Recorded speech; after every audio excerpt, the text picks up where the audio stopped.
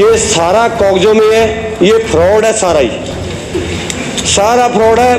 Biodata को अपने वो रजिस्टर में दर्ज करके सभी श्रम अधिकारियों का भी बेवकूफ़ बनाते हैं, हमारा भी बेवकूफ़ बनाते हैं, और जो नौजवान है उनका भी बेवकूफ़ बनाते हैं। और आजकल तो स्कूल भी खुल गए हैं, बच्चे स्कूल जाने लग गए हैं, बहुत बड़ी समस्या आ रही है। मैं अपने क्षेत्र की बात करूंगा, कुछ अधिकारी उसमें बहाना लगा देते हैं, लोग बहाना कि वहाँ सवारी नहीं आ रही जी।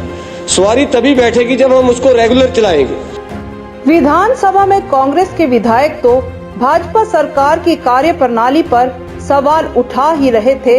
अब भाजपा के विधायक परमजीत सिंह पम्मी ने भी कार्यप्रणाली पर सवाल उठाकर रही सही कसर पूरी कर दी है, जिसमें उन्होंने अपनी आवाज को बुलंद कर कहा है कि उद्योगपति द्वारा अधिकारियों और सरकार दोनों के आंखों में धूल झोंकी जा रही है, जिसका खामियाजा हिमाचल के युवा बेरोजगार होकर घूम रहे हैं।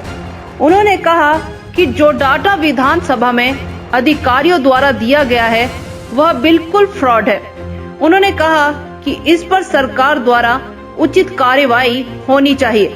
वहीं दून के नागरिकों को बस सेवाएं नहीं मिल रही है, ज्यादातर रूट बाधित पड़े हैं। इस सारे घटनाक्रम पर कांग्रेस पूर्व प्रदेश प्रवक्ता जगमोहन मल्होत्रा ने निशाना साधते हुए कहा कि भाजपा सत्ता के 4 वर्ष बीत चुके हैं और अब दून के विधायक परमजीत सिंह पम्मी को अब पता चल रहा है कि उनके क्षेत्र में बेरोजगारी है। उनके आंखों में अधिकारी और उद्योगपति धूल झोंक रहे हैं। इससे पहले वह कहां थे? अब उन्हें ज्ञात हो रहा है कि उनके क्षेत्र में बसें भी नहीं चल रही है, जबकि सैकड़ों बसें डिपो में खराब पड़ी है। कांग्रेस पूर्व प्रदेश प्रवक्ता जगमोहन मल्होत्रा ने परमजीत सिंह पम्मी पर तंज कसते हुए कहा कि पहले तो केवल प्रदेश की जनता ही भाजपा सरकार की कार्यप्रणाली से तंग थी, अब तो भाजपा के विधायक भी परेशान नजर आ रहे हैं, जिसका उदाहरण परमजीत सिंह पम्मी ने विधानसभा में दिया है। लेकिन वास्तविकता कुछ और है, क्योंकि विधायक द्वारा 4 वर्षों में कुछ विकासात्मक कार्य किए नहीं गए। परमजीत पम्मी को 4 वर्षों में ना बेरोजगारी दिखी और न ही अपने क्षेत्र वासियों की समस्या। अब 1 वर्ष बाद चुनाव है तो वह विधानसभा में अपने मुद्दे उठाकर साबित करना चाहते हैं कि वह तो दून वासियों की आवाज उठा रहे हैं, लेकिन सरकार उनकी सुन नहीं रही है।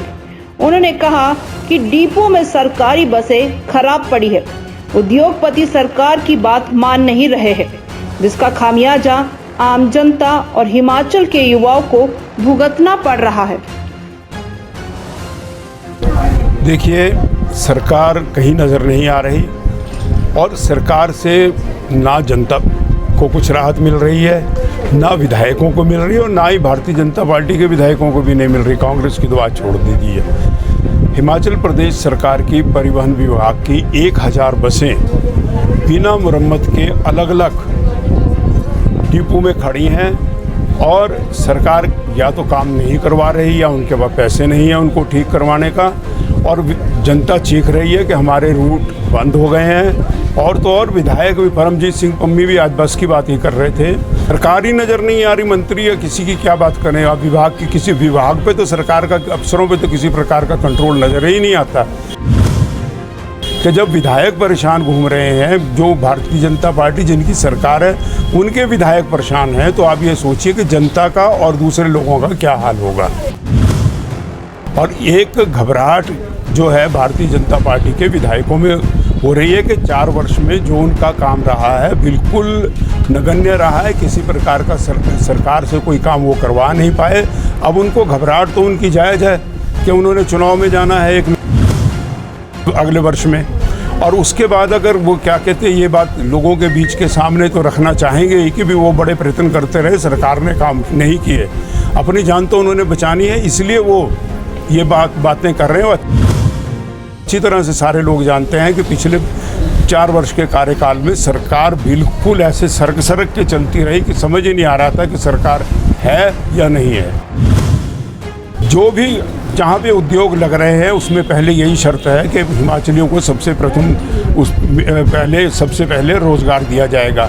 मगर आप कहीं पर भी देखिए कितने हिमाचली लगे हैं। जब एक विधायक परेशान है कि उसके क्षेत्र में युवाओं को रोज़गार नहीं मिल रहा, तो प्रदेश के युवाओं के साथ भारतीय जनता पार्टी की सरकार खिलवाड़ कर रही है।